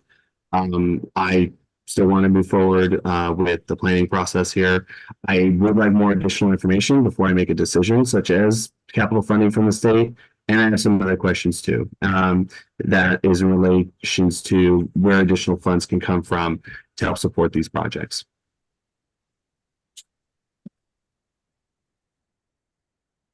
Staff, are you where you need to be, or do you absolutely need a motion too from us? Staff, and then I'll go to Kenny. If we have it on record and you're comfortable that we are going to continue to spend some capital money on the continuing of the design, then we'll be okay. Again, my concern would just be if we've decided not to, that we are, I just want to be clear, we are spending some for the design phase, so we just want to have that support. Yeah, I think we have a shared understanding that there's still process and design monies being spent prior to building construction money. Okay. Okay, with that, oh, sorry, Kevin? No, I withdraw my request for the floor. Okay. Steve? Yeah, I just wanted to follow up on, one item is a process issue, I guess, that I heard. I think the discussion was good, a little heated, but useful. And, we clearly have a lot of concern and passion around the, baseball field and the, environment and human health, issues associated with them. And so I think with, as a board, mostly by Zach, so thank you for that, but, communicated clearly that we want more information, and I'm confident that Stephanie heard that and is going to be thinking about who to consult and how to present that, and et cetera, to respond to those questions. So I think that's what's going to happen, because that's Stephanie's job, and that's certainly her reputation, and I don't have any reason to doubt that. I don't think it's appropriate though for us as individual board members to start requesting specific, experts A, B, and C, be consulted. I think we need to let that be in the hands of the president and her staff.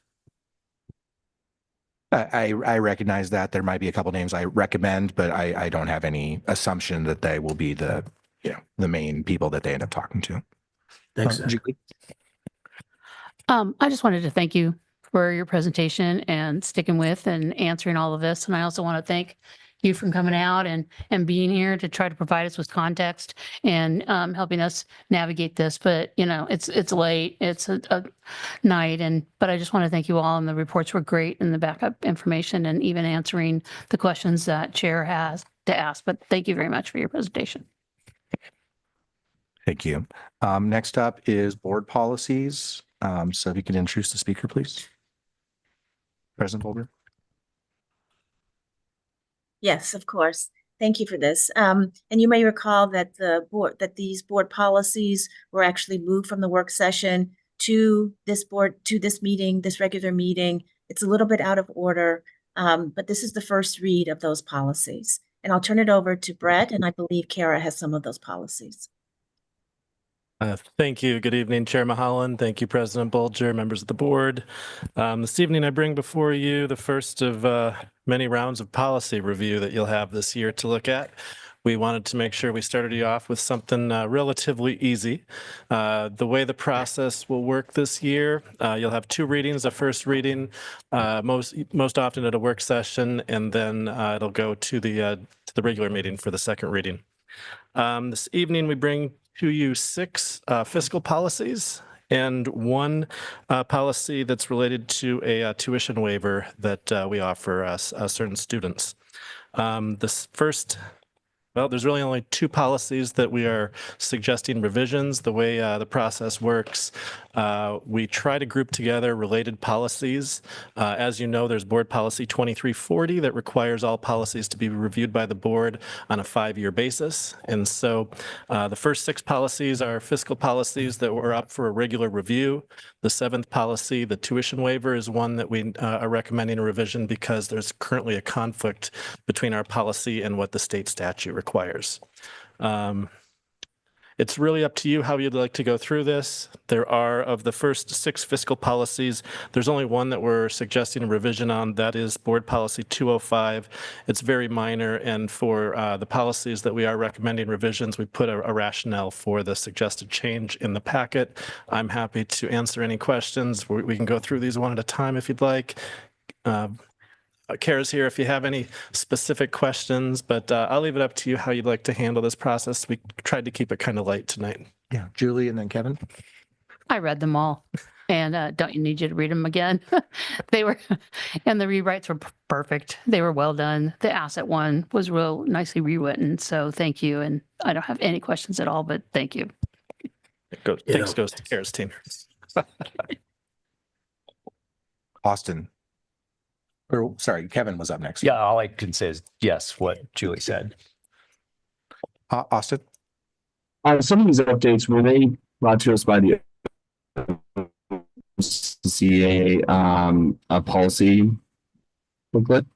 I think the question was, are these updates to the OCCA policy library? And the 6 fiscal policies are all original LCC policies. They're not part of the OCCA library.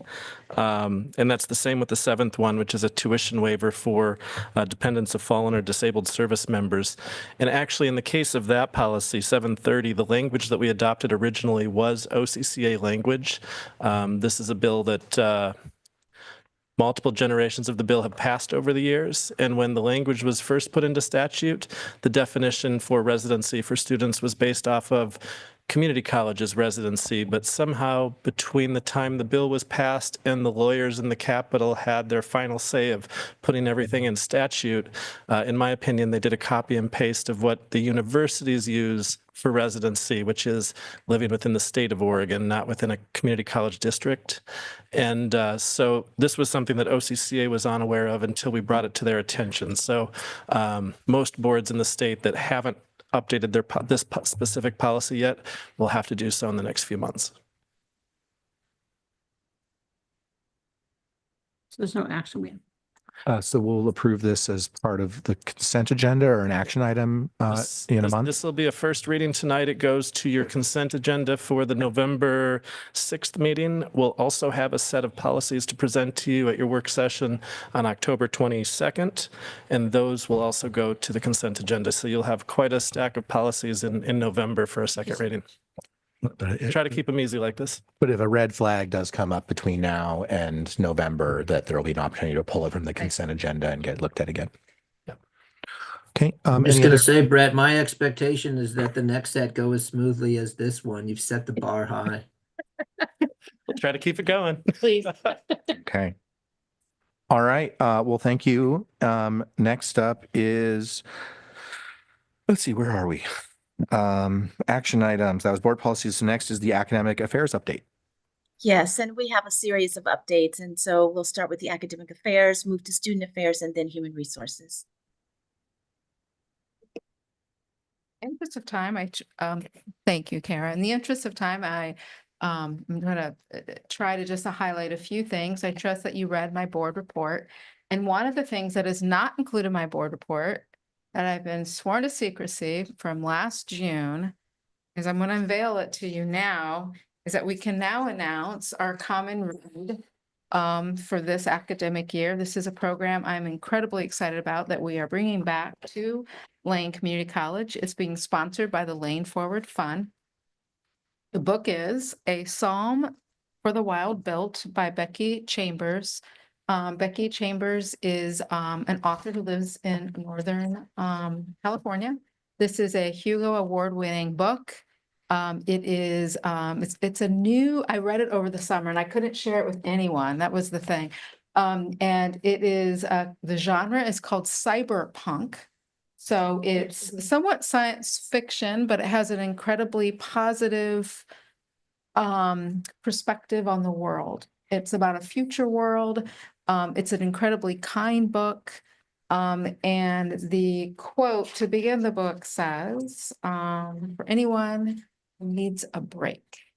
So it's a really, for anyone who could use a break. So this book was recommended through committee Now, it was approved by a committee, but we got the recommendations from the campus community. This was something I had wanted to do as a chief academic officer, and also the library wanted to do it as well. So Claire Dannenbaum is the chair of this group, and she's joined by Rachel Knighton from Spanish, Ian Coronado, who is our dean, oversees the library, Laura Peltier, who's our interim dean of humanities, and also Ann Bartley. She's in writing and literature. And so this is something that we're just so incredibly excited to bring back to the campus. The author will be here in March, and the idea is this is one book, one experience, one community. And it's a mechanism by which we build relationships. And eventually, you know, our thoughts are this will be something that we can embed across the curriculum as well. So it's something I'm invested in and something I would like to keep going even after this year. So if you haven't gotten a copy, please go get A Psalm for the Wild Built by Becky Chambers. Great. Thank you for that. And I appreciate when I saw these going out to the campus community, I said, well, let's get everyone one for each of the board members. So for folks that aren't here tonight, you have a copy waiting for you. We can get to you at the next meeting that you attend. Thank you. Absolutely. And I'm going to go ahead and save my comments and give my time to others this evening. Dr. Joyce? Thank you. I appreciate the chance to speak on behalf of Student Affairs. First of all, we had, well, I'm actually going to say SGA President Sophie Gibson, you kind of scooped me on most of the things I was going to talk about. So brilliant job, though. That's my job. I know. No, I'm just kidding. So anyway, we just a week ago, we had the Student Affairs Fall Convocation, and basically that was a gathering of all the Student Affairs employees, and we talked about our what we accomplished in the last year. We had some fun mixers, and we talked about division priorities for the upcoming year. A couple of other things I wanted to mention. Financial aid. I've got to say thank you to the financial aid team. They did some amazing work this year. The amount of calls and emails they had from upset students and parents with the whole kind of a rollout of the new FAFSA, and we just dispersed today awards for the fall students 2024. So they did a lot of work, and I want to say they've really been strong throughout this, and I think we've been leading the state when it comes to it.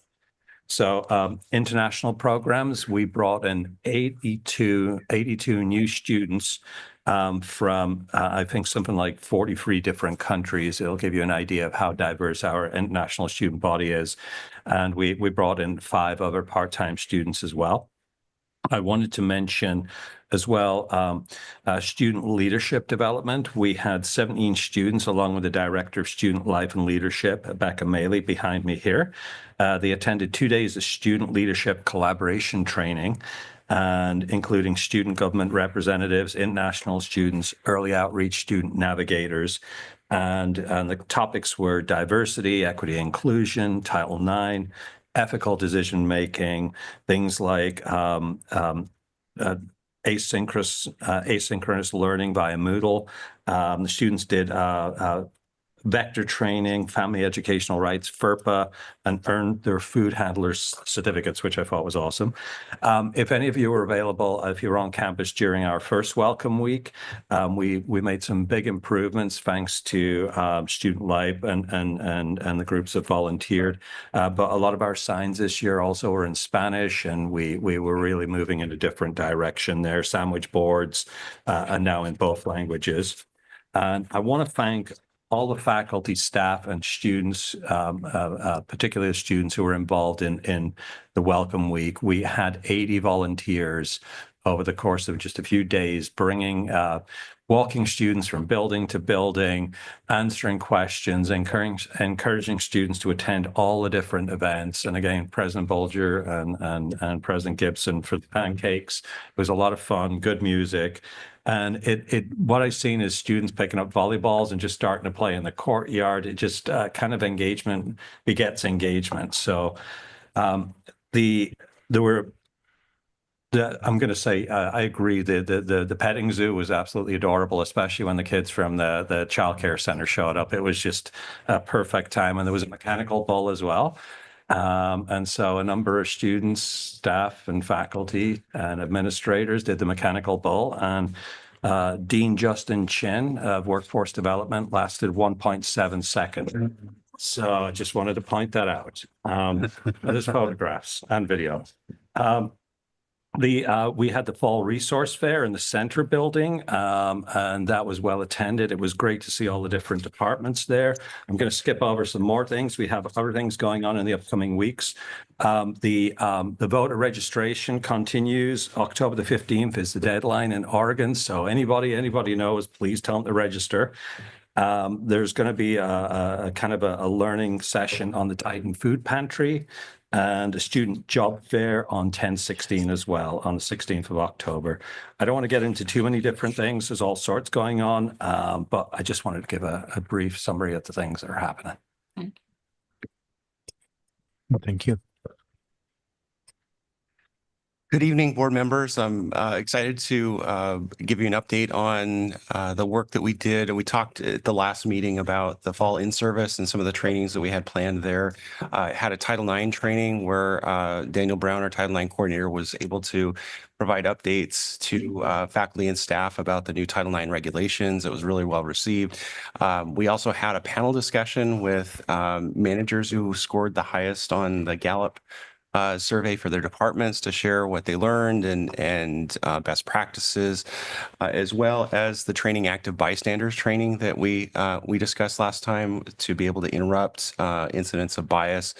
That training provided for our managers. We also had a naloxone administration training that is coupled with the distribution of naloxone on campus in our AED cabinets. You may have noticed in some of our buildings we have AEDs. We now have naloxone in those cabinets as well, so that people can save lives if we encounter somebody who is in an overdose situation. So we're excited about that. We just completed benefits open enrollment, and that went on very smoothly for our employees. We'll be rolling out a business continuity planning project this year as we think about the hurricanes that are occurring in the south east. It reminds you that being prepared for a disaster and how you would continue operations in the event of something like that is really important. And so a project being undertaken by our risk manager, Dawn Barth, she's working with some stakeholders to streamline that process to make it easy for our managers to create those plans and be able to operate in the event of a disaster. Lastly, I wanted to just sort of circle back to something that Dr. Bolger mentioned in her report. As far as climate, we had 9 campus-wide projects that were put in place as a part of that initial Gallup survey, and we've since completed 5 of those, most recently the Respectful Workplace policy or statement rather. I'm also working with the LCCEF executive team on a procedure that would kind of put some teeth behind that to create a professional conduct kind of policy for our employees, so that there's a mechanism to enforce the Respectful Workplace statement that we've brought forward. We also are completing the 360-degree evaluation process for all managers this month, which will be, again, one of those 9 campus-wide goals. So we're knocking those out and very close to completing all of the 9. The last thing I want to just mention with labor relations, we estimate that staff have spent about 100 hours this past month investigating and responding to union requests for information, and so we continue to invest that time in providing the information that they request. And that's my report. Any questions or comments from board members regarding those updates? Seeing none, thank you. And up next is the LCCEA and LCCEF reports.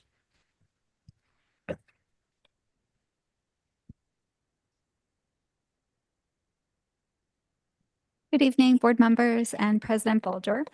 I'll be sharing a few updates about recent LCCEA activities, as well as upcoming events that we have planned, and sharing a little bit more in-depth information about who is LCCEA and what we care about and what we do, as well as a faculty spotlight at the end.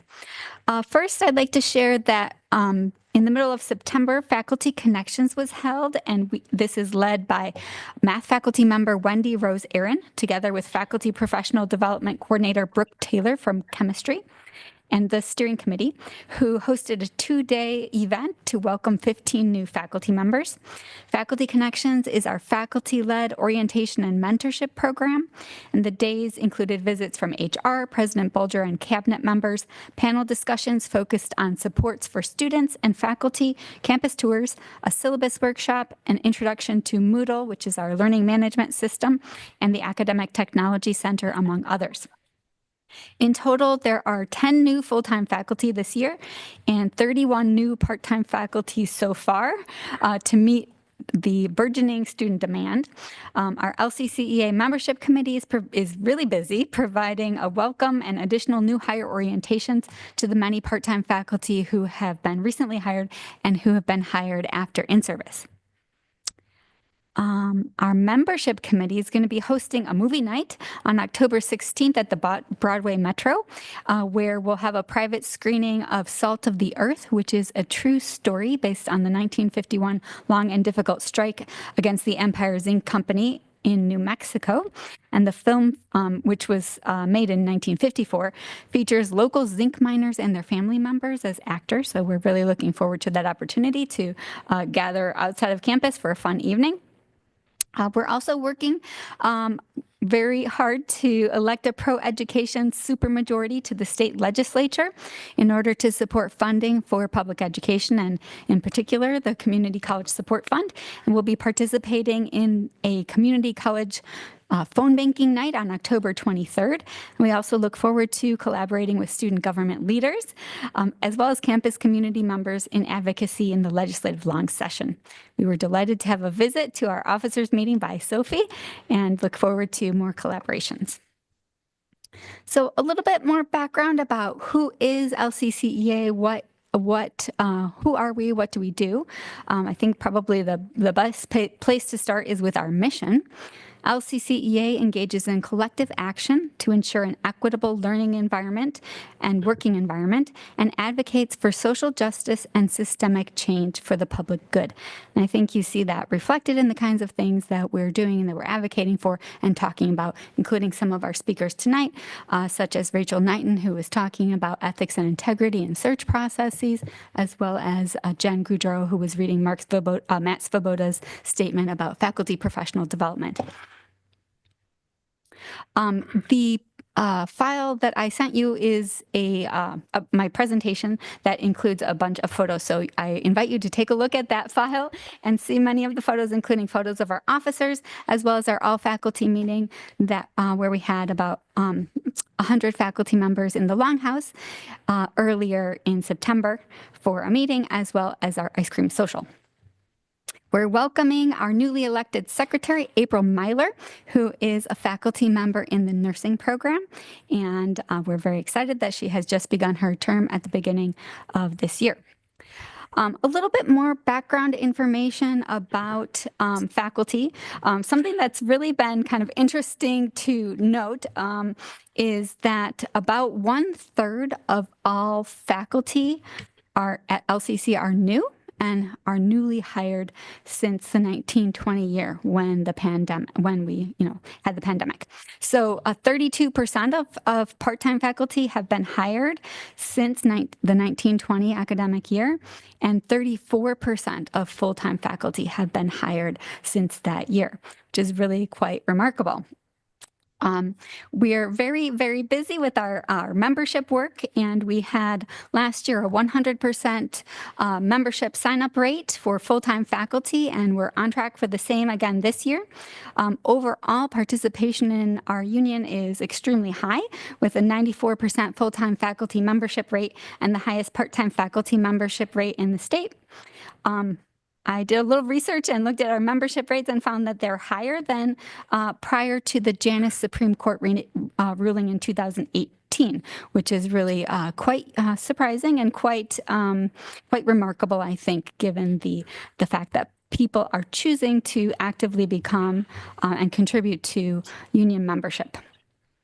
A little bit more about what we do and who's all involved. So you frequently see me providing reports here on behalf of the association and on behalf of the faculty, but we have a lot of faculty members who are actively engaged in the many types of work that we do. We currently have about 80 faculty members who are serving on union committees and in other union roles, and that's not including faculty who are appointed by LCCEA to serve on other committees, either statewide or here on campus. So it's about 18% of all faculty who are serving in union roles.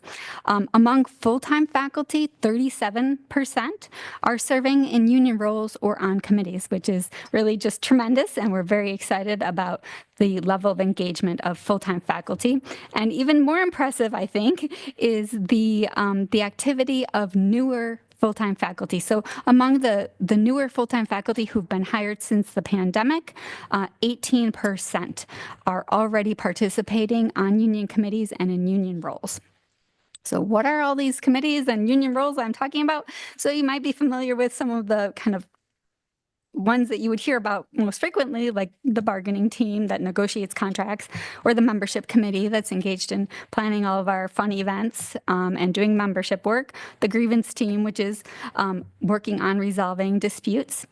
We have many other committees. We have an insurance committee that works on evaluating insurance plans to determine which options will be available and which to recommend to faculty.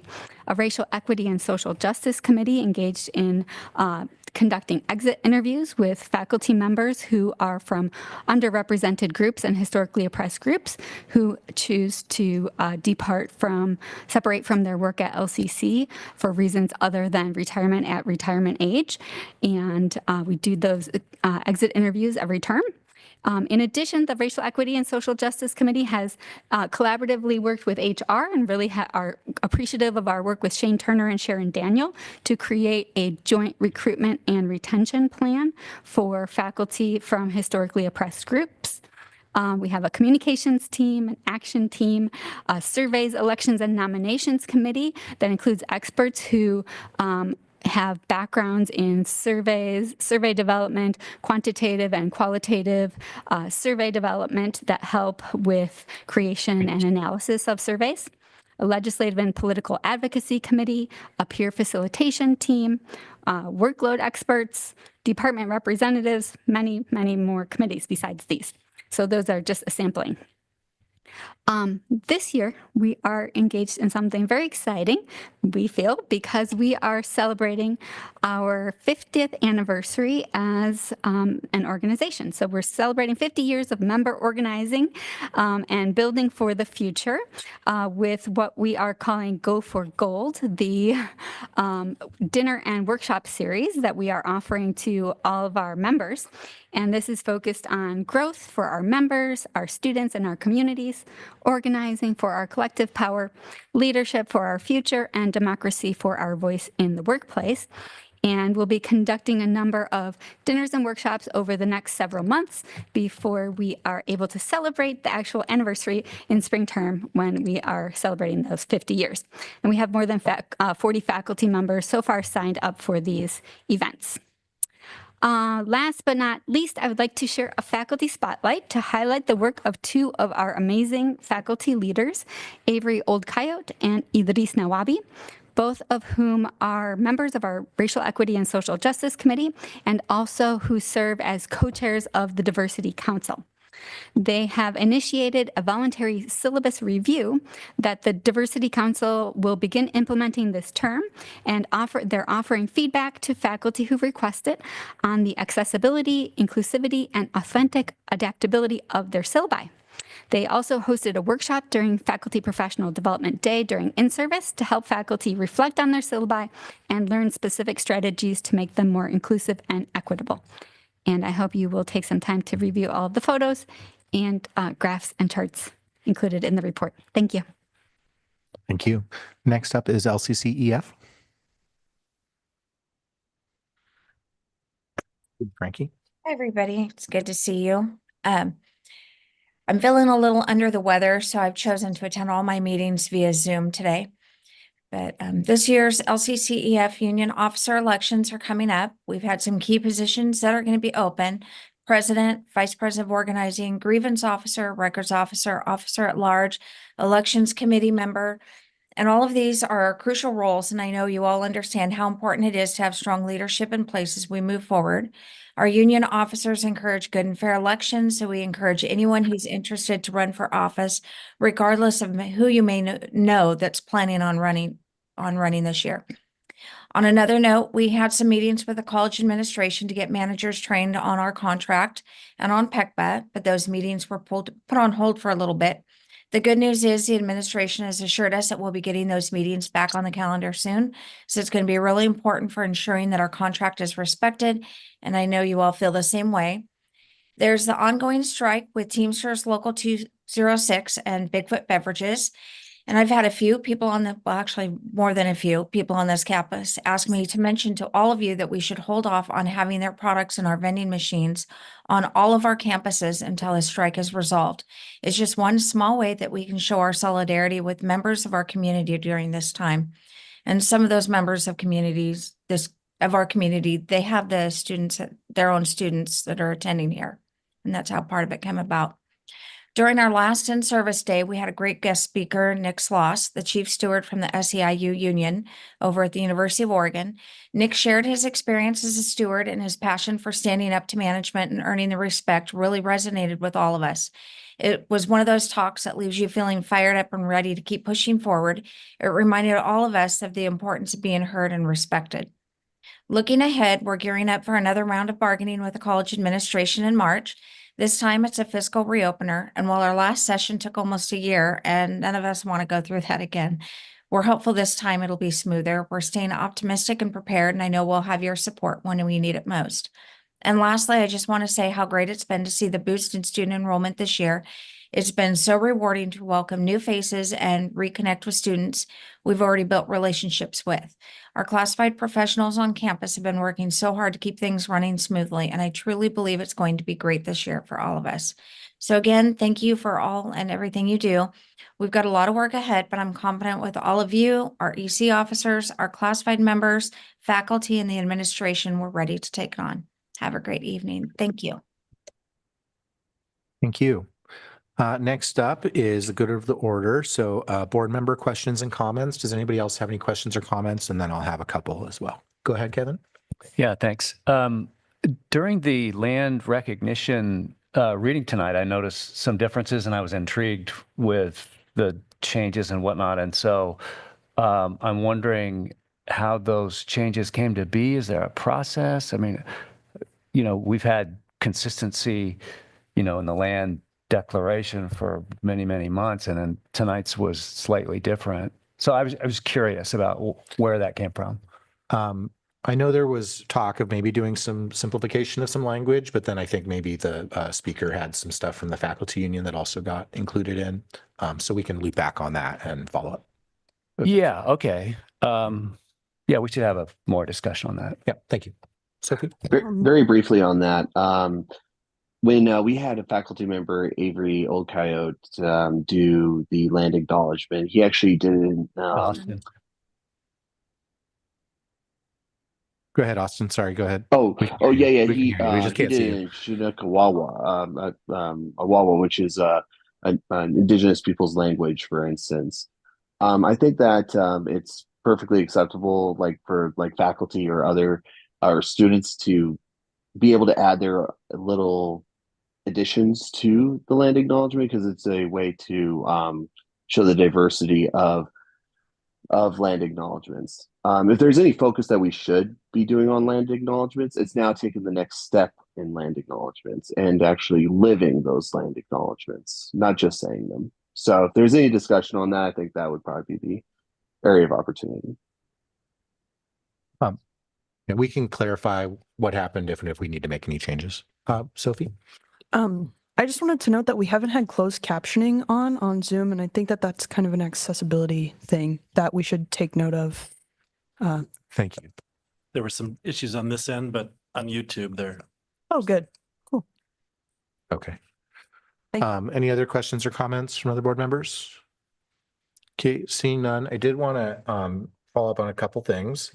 The LCCEA and LCCEF reports, Celia has started posting those to the board meetings once she receives them. So last month's report is online, and once we receive this month's report, we will post those online as well so that others and members of the public can access those documents. Steve. Just following up on the land acknowledgement, I understand there's a lot of, sort of passion on that, but and I'm supportive of having, I suppose, people get to, ad lib. But if we're going to announce the statement as LCC's land acknowledgement, I think there's some importance in sort of, reading the thing that is approved and then separating that from whatever commentary, some might want to include, because otherwise, if somebody that might just be tuning in without all the context of previous meetings might think that what was read tonight is our land acknowledgement when in fact it's not. So and also somebody else might decide to ad lib in ways that make people feel really uncomfortable, right? Somebody, so if we should be clear about what the acknowledgement is and then leave space for commentary if that's what we want to offer those who we ask to read the acknowledgement. Thanks, Steve. I appreciate that clarification. Oh, yeah, you have a question about the information reports? Yeah, I just wanted to, the bird strike thing in the report that I read, I just want, whenever that thing gets printed, I'd like a copy, please. That just looked really cool. And I would like to know more about it. The bird strike, there's in the, yeah. There's a student who's doing a report on it. I would like I found it fascinating. I would just like to know more about it. I actually wanted to ask a question myself regarding the Bigfoot strike. Do we purchase from Bigfoot Beverages?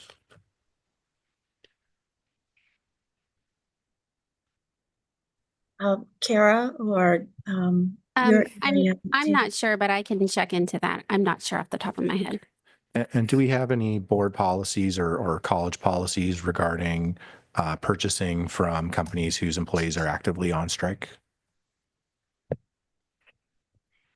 Okay, that's something I'd like us to look into as a possibility. I don't know if it's possible for this round, but if we can show solidarity to those workers by not actively purchasing while they're on strike, I would support that. We can look into this. My experience with previous contracts for the vending machines is that they're pretty much offered as a service to students on campus, and they're serviced by the companies that come in and deal with them. We don't actually buy from Bigfoot and fill the machines ourselves. Yeah, if we could just get some clarification on what those relationships look like, I'd appreciate that. we'll follow up on that. Thank you. Thank you, Chair.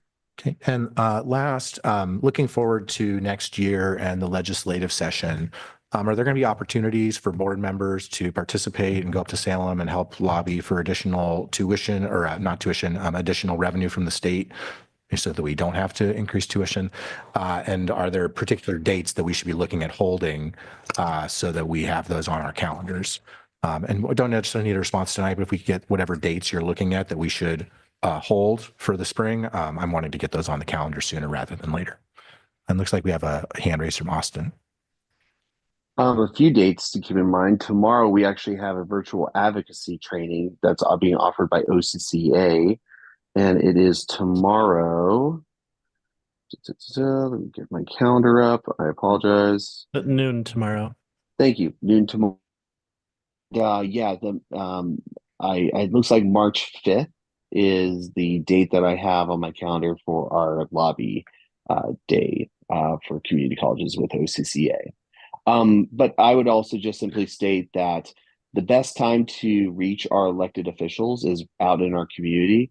So as you're going to different events and as you're going to different community events out there, and you see one of our elected state representatives or state senators, feel free to have those conversations, because sometimes those conversations in district is what really moves our elected officials towards supporting current service level funding for our higher education.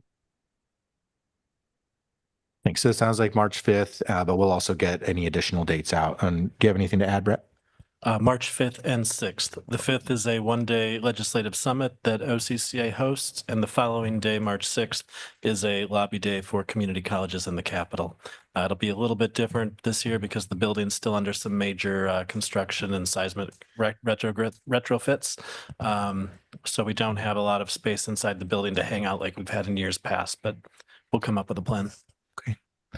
Just giving folks a head up. So hopefully we'll have a full crew when we go up there to advocate on behalf of our students. Kevin, and then we'll wrap things up here. Yeah, thanks, Chair. I just have to push back a little bit on your request. I don't believe it's this board's role or responsibility to get involved with operational issues on the college, including who has anything to do with vending machines. So I just want to put that out there. Thank you for that. And then everybody's gotten in the packet, there's a future meeting dates. So unless there's any red flags there, we will adjourn. I'll just follow up one last thing.